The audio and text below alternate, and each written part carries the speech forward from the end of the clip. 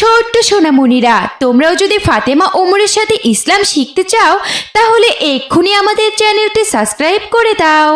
কি ব্যাপার বলো তো, সারাদিন কি তুমি এভাবে বাড়িতে বসে থাকবে? আজ কদিন থেকে বলছি রান্না করার মতো এক ফোঁটা তেল নেই, আর পেঁয়াজও তো নেই। কি দিয়ে রান্না করবো শুনি? মেয়েটা তো খেয়ে কলেজে যাবে নাকি? সবেমাত্র নামাজ পড়ে উঠলাম, একটু বিশ্রাম নিতে দাও, তারপর আমি দেখছি কি করা যায়। আজ কদিন থেকে তুমি শুধু বলছো দেখছে কি করা যায়, তাই না? আজকে আমি আর রান্নাই করব না।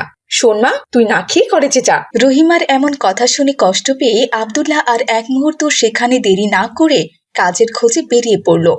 কিন্তু অনেকের সাথে কথা বলার পরেও সে কোনো কাজের ব্যবস্থা করতে পারল না। এরপর সে মনে দুঃখ নিয়ে আবারও বাড়িতে চলে এলো। আসসালামু আলাইকুম বাবা। মায়ের কথায় তুমি রাগ করে বাড়ি থেকে বেরিয়ে গেলে কেন বলো তো? না রে মা, আমি তোর মায়ের কথায় একদম রাগ করিনি। তাছাড়া তোর মা তো ঠিক কথাই বলেছে, বেশ কয়েকদিন ধরেই আমি বাজার করছি না। আর দেখ, আজকেও কোনো কাজ পেলাম না। জানি না আল্লাহ কপালে কি রেখেছেন, কে জানে। ও বাবা, তুমি এত চিন্তা করো না তো, সব ঠিক হয়ে যাবে। তুমি একটা কাজ করো, আমাদের এলাকার বন বিভাগ আছে না, ওখানে কথা বলে দেখো তুমি কোনো কাজ পাও কিনা।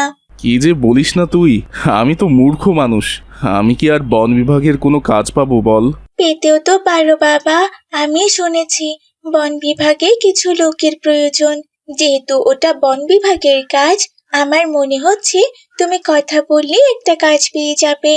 কারণ তুমি তো গাছ কাটতে জানো, আবার কাঠ মিস্ত্রির কাজও জানো। ঠিক আছে, তুই যখন এত করে বলছিস তাহলে আমি যাচ্ছি। দাঁড়াও বাবা, সকাল থেকে তুমি তো কোনো কিছুই খাওনি। আমি একটু রুটি আর সেমাই বানিয়েছি, খেয়ে যাও। মেয়ের কথা শুনে আব্দুল্লাহ খাবার খেতে বসলো। খাওয়া শেষ করে সে বন বিভাগের অফিসে চলে গেল। আসসালামু আলাইকুম স্যার। ওয়ালাইকুম আসসালাম। কে তুমি? আমি এই এলাকারই মানুষ স্যার, এই বাজারের পাশেই আমার বাড়ি। আসলে আমি শুনেছি আপনাদের নাকি কিছু কাজের লোকের দরকার, তাই আর কি কাজ খুঁজতে এলাম। তুমি কি কাট কাটতে পারো? জি স্যার, পারি। মার্শাল্লাহ, তাহলে তো খুব ভালো হলো। এমন একজন লোককেই তো আমার দরকার। তুমি আজ থেকে কাজে লেগে পড়ো। অফিস থেকে বাদিকে গিয়ে দেখবে অনেকগুলো কাঠ রাখা আছে, সেগুলোর মধ্যে ভালো কাঠগুলো আলাদা করে রাখবে, আর যেগুলো পোকা ধরেছে বা নষ্ট হয়ে গেছে সেই কাঠগুলো ফেলে দিবে। আচ্ছা ঠিক আছে স্যার।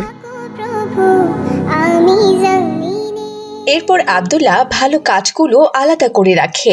এই নষ্ট কাঠগুলো ফেলে না দিয়ে বরং বাড়িতে নিয়ে যাই, মাটির চুলায় রান্না